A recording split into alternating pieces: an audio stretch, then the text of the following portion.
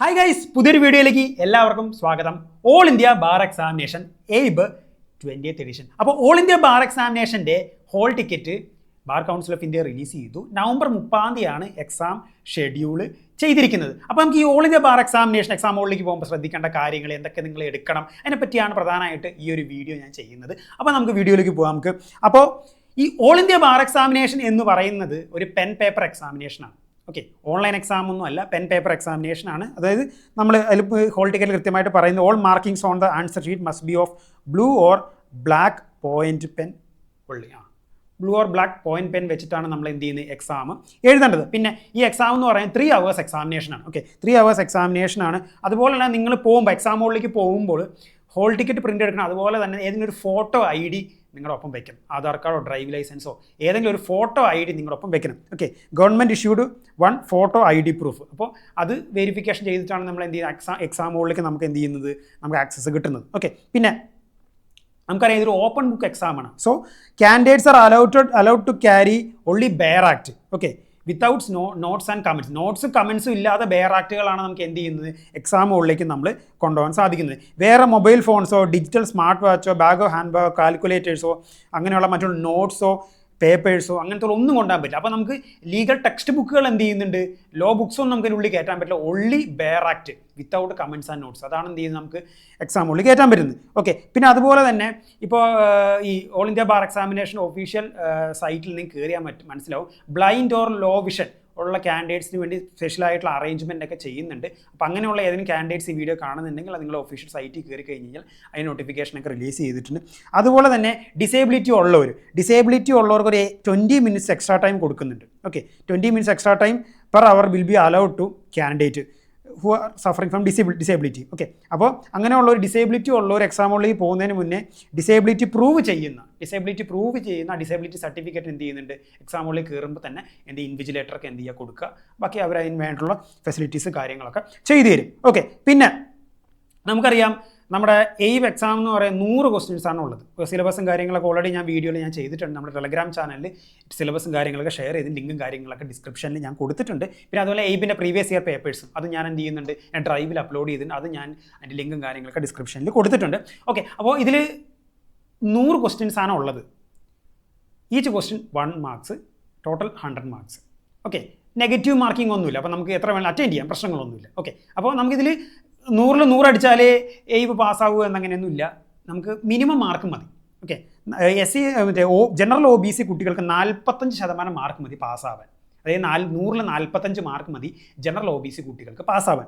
ഇനി SC ST disabled കാൻഡിഡേറ്റ്സായ 100ൽ 40 മാർക്ക് മതി. എന്നാൽ 40% for SC ST and disabled candidates, 45% for general and OBC students. Okay, 100 questions with each question carrying 100 marks.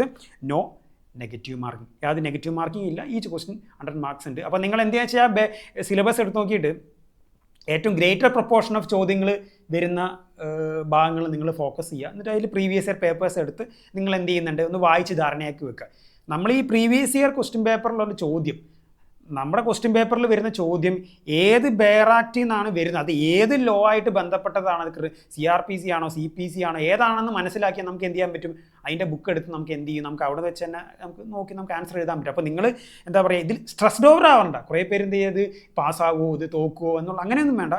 എന്ത് ചെയ്യുന്നത്, നമുക്ക് അത്യാവശ്യം ബെയർ ആക്റ്റൊക്കെ ഒന്ന് വായിച്ച് ധാരണയുണ്ടെങ്കിൽ നമുക്ക് എന്ത് ചെയ്യാം, സുഖമായിട്ട് ഇത് പാസ്സായി പോകും, വലിയ പ്രശ്നമൊന്നുമില്ല. നമ്മൾ ചോദിക്കുന്ന ചോദ്യം ഏത് ബെയർ ആക്റ്റിൽ നിന്ന് മനസ്സിലാക്കാനുള്ള അടിസ്ഥാന ബോധം നമുക്ക് മാത്രം നമുക്ക് മതി. ഓക്കെ, അത് മനസ്സിലാക്കി കഴിഞ്ഞാൽ നമുക്ക് എന്ത് ചെയ്യാൻ പറ്റും, നമുക്ക് ആ ബുക്ക് എടുത്ത് നമുക്ക് എന്ത് ചെയ്യാം, തുറന്ന് നോക്കി നമുക്ക് ഓപ്പൺ ബുക്ക് എക്സാമാണ്, നിങ്ങൾക്ക് അറിയാം. നിങ്ങൾക്ക് അപ്പോൾ നെഗറ്റീവ് മാർക്കിംഗ് ഇല്ല. പിന്നെ എയ്ബിൻ്റെ ആപ്ലിക്കേഷൻ നിങ്ങൾ സബ്മിറ്റ് ചെയ്തു. എയ്ബിൻ്റെ ആപ്ലിക്കേഷൻ സബ്മിറ്റ് ചെയ്ത് കഴിഞ്ഞ് കഴിഞ്ഞാൽ ഡോക്യുമെൻറ്റ്സിന് എന്തെങ്കിലും പ്രശ്നങ്ങളുണ്ടെങ്കിൽ അതെല്ലാം നമുക്ക് നോട്ടിഫിക്കേഷനായിട്ട് നമ്മുടെ പോർട്ടലിൽ വരും. അപ്പോൾ നിങ്ങൾ ഇടയ്ക്ക് ഒന്ന് ലോഗിനും പാസ്വേഡ് അടിച്ച് കയറി നോക്കുക, എന്തെങ്കിലും എന്താ പറയുക പ്രശ്നങ്ങളുണ്ടോ, ഏതെങ്കിലും ഡോക്യുമെൻറ്റ്സ് എന്തെങ്കിലും ഇൻകംപ്ലീറ്റ് ആണോ ഇൻകറക്റ്റ് ആണോ എന്ന് ഇടയ്ക്കൊന്ന് കയറി നോക്കുക. അത് എക്സാം കഴിഞ്ഞാലും നിങ്ങൾ നോക്കണം. എന്തെങ്കിലും നമ്മൾ ഡോക്യുമെൻറ്റ്സിന് എന്തെങ്കിലും പ്രശ്നം ഉണ്ടെങ്കിൽ നമ്മൾ റിസൾട്ട് വിത്ത്ഹെൽഡ് ചെയ്യും. ഓക്കെ, റിസൾട്ട് വിത്ത്ഹെൽഡ് ചെയ്യും. അപ്പോൾ അത് ഉണ്ടാവാതിരിക്കാനാണ് നമ്മൾ എന്ത് ചെയ്യും, നമ്മൾ ഇടയ്ക്കൊന്ന് കാൻഡിഡേറ്റ് പോർട്ടലിൽ കയറി നമ്മൾ അപ്ലോഡ് ചെയ്ത ഡോക്യുമെൻറ്റ്സിൻ്റെ പ്രശ്നങ്ങളും കാര്യങ്ങളും ഉണ്ടോ എന്നുള്ളത് നോക്കുക. ഓക്കെ, പിന്നെ കുറേ പേർക്ക് ഡൗട്ടാണ്, സാറേ ഞാൻ LLB കഴിഞ്ഞു, ഞാൻ ഈ വർഷം എന്തായാലും എയ്ബ് ഞാൻ എഴുതുന്നില്ല, എനിക്ക് അടുത്ത വർഷം എഴുതിയാൽ മതിയോ, അല്ലെങ്കിൽ എയ്ബ് എഴുതിയാൽ പാസ്സായാൽ മാത്രമേ പ്രാക്ടീസ് ചെയ്യാൻ പറ്റുമോ? ഓക്കെ, അതിന് ആൻസർ ഇതാണ്. അതായത് നമ്മൾ എൻറോൾ ചെയ്യുമ്പോൾ കിട്ടുന്ന എൻറോൾമെൻറ്റ് എന്ന് പറഞ്ഞാൽ പ്രൊവിഷണൽ എൻറോൾമെൻറ്റ്, താൽക്കാലിക എൻറോൾമെൻറ്റ്. ഈ താൽക്കാലിക എൻറോൾമെൻറ്റ് സ്ഥിരമാവുന്നത് നമ്മൾ എയ്ബ് പാസ്സാകുമ്പോഴാണ്. എയ്ബ് പാസ്സായി കഴിഞ്ഞ് കഴിഞ്ഞാൽ ബാർ കൗൺസിൽ ഓഫ് ഇന്ത്യ ഒരു സർട്ടിഫിക്കറ്റ് ഓഫ് പ്രാക്ടീസ് നമുക്ക് ഇഷ്യൂ ചെയ്യും, COP. ആ COP എന്ന് പറയുന്നതാണ് നമ്മുടെ ലൈസൻസ്. അത് വെച്ച് നമുക്ക് ഇന്ത്യയുടെ ഏത് കോടതിയിൽ നമുക്ക് എന്ത് ചെയ്യുക, അഡ്വക്കേറ്റ് ആയിട്ട് നമുക്ക് പ്രാക്ടീസ് ചെയ്യാൻ പറ്റും നമുക്ക്. ഓക്കെ, അങ്ങനെയാണ് സംഭവം. അപ്പോൾ നമ്മൾ എൻറോൾമെൻറ്റ് സമയത്ത് നമ്മൾ ഡിക്ലറേഷൻ കൊടുക്കുന്നുണ്ട്. ഇപ്പോൾ ഉണ്ടോയെന്ന് അറിയില്ല, പണ്ടൊക്കെ നമ്മൾ കൊടുക്കുമായിരുന്നു. ഡിക്ലറേഷൻ കൊടുക്കും, ഈ 2 വർഷത്തിനുള്ളിൽ ഞാൻ എയ്ബ് പാസ്സായിക്കൊള്ളാം. നമ്മളൊരു സ്റ്റാമ്പ് പേപ്പറിൽ എന്ത് ചെയ്യുന്നുണ്ട്, ഫോർമാറ്റ് എല്ലാം നമ്മുടെ പോർട്ടലിൽ, നമ്മുടെ അഡ്വക്കേറ്റ്സ് പോർട്ടലിൽ വന്ന് അത് നമ്മൾ പ്രിൻ്റ് എടുത്ത് ഒരു സ്റ്റാമ്പ് പേപ്പറിലാക്കി നമ്മൾ എന്ത് ചെയ്യുന്നുണ്ട്, നമ്മൾ അവിടെ തന്നെ നമ്മൾ അപ്ലോഡ് ചെയ്യും. ഫിസിക്കലി നമ്മൾ ബാർ കൗൺസിൽ ഓഫ് കേരളയിൽ നമ്മൾ പ്രൊഡ്യൂസ് ചെയ്യുകയും ചെയ്യും. ഓക്കെ, അതിൽ എത്ര കണ്ടന്റ് ഇത്രയേ ഉള്ളൂ, 2 വർഷത്തിനുള്ളിൽ ഞാൻ എയ്ബ് പാസ്സായിക്കൊള്ളാം, 2 വർഷത്തിനുള്ളിൽ എയ്ബ് ഞാൻ പാസ്സായിക്കൊള്ളാം. ഓക്കെ, അങ്ങനെയാണെങ്കിൽ കുഴപ്പമില്ല. ഓക്കെ, അതായത് നമ്മളിപ്പോൾ പാസ്സായ വർഷം തന്നെ നമുക്ക് എയ്ബ് എഴുതാൻ പറ്റിയില്ലെങ്കിൽ തൊട്ടടുത്ത വർഷം എഴുതാം. ഓക്കെ, അതായത് എൻറോൾ ചെയ്ത് 2 വർഷത്തിനുള്ളിൽ നമ്മൾ എയ്ബ് ക്ലിയർ ചെയ്തിരിക്കണം.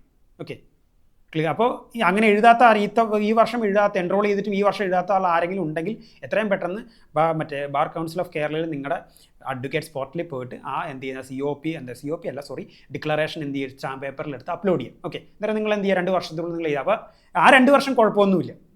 അതായത് എൻറോൾ ചെയ്ത് 2 വർഷം വരെ നമുക്ക് എന്ത് ചെയ്യുന്നുണ്ട്, ഡിക്ലറേഷൻ കൊടുത്താൽ 2 വർഷം വരെ പ്രാക്ടീസ് ചെയ്യുന്നതിന് കുഴപ്പമില്ല. 2 വർഷം കഴിഞ്ഞാൽ പിന്നെ നമ്മൾ എയ്ബ് പാസ്സായില്ലേ നമുക്ക് പ്രാക്ടീസ് തുടരാൻ സാധിക്കില്ല. ഓക്കെ, ഒരുപാട് ബുദ്ധിമുട്ടുകൾ. ഇപ്പോൾ റാൻഡം ആയിട്ടുള്ള ഇൻസ്പെക്ഷനും കാര്യങ്ങൾ strict, bar council of India continuous rules എല്ലാം സ്ട്രിക്റ്റ് ആയിക്കൊണ്ടിരിക്കുകയാണ്. അപ്പോൾ എത്രയും പെട്ടെന്ന് എൻറോൾ ചെയ്ത് കഴിഞ്ഞ് എത്രയും പെട്ടെന്ന് എയ്ബ് ക്ലിയർ ചെയ്യുക. 2 വർഷം ടൈമുണ്ട്.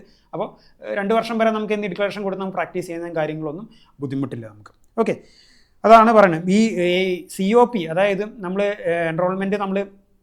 എൻറോൾ ചെയ്ത് എയ്ബ് എഴുതി കഴിഞ്ഞ് എയ്ബ് പാസ്സാകുമ്പോൾ COP കിട്ടും. പ്രാക്ടീസ് ചെയ്യണമെങ്കിൽ ആ COP എന്ത് ചെയ്യുന്നുണ്ട്, പ്രാക്ടീസ് തുടർന്നുകൊണ്ട് പോകണമെങ്കിൽ ആ COP മാൻഡേറ്ററി ആയിട്ടുള്ള ഒരു കാര്യമാണ്. അപ്പോൾ ഇത്രയും കാര്യങ്ങൾ പ്രധാനമായിട്ടും നിങ്ങൾ ഓർത്തിരിക്കേണ്ട കാര്യം. പെൻ പേപ്പർ എക്സാമിനേഷനാണ്, 3 hours എക്സാമിനേഷനാണ്, നെഗറ്റീവ് മാർക്കിംഗ് ഇല്ല, 100 ക്വസ്റ്റ്യൻസ് മിനിമം പാസ്സാവാൻ 45 മാർക്കാണ് വേണ്ടത്. ജനറൽ OBC SC/ST ഡിസേബിൾഡ് കാൻഡിഡേറ്റ്സിന് 40 മാർക്കാണ് വേണ്ടത്. അപ്പോൾ നിങ്ങൾ പ്രീവിയസ് ഇയർ പേപ്പേഴ്സ് ഒക്കെ ഒന്ന് എടുത്ത് നോക്കി നിങ്ങൾ എന്ത് ചെയ്യുക, ഒന്ന് ഇരുന്ന് വായിച്ച് എടുക്കാവുന്നുള്ളൂ. ഈ ചുരുങ്ങിയ ദിവസം കൊണ്ട് 10-25 ആക്ടുകളൊന്നും പഠിക്കുക എന്നുള്ള പോസിബിൾ ആയിട്ടുള്ള കാര്യമില്ല. അതിൻ്റെ ആവശ്യമില്ല, ഇത് ഓപ്പൺ ബുക്ക് എക്സാം ആണല്ലോ.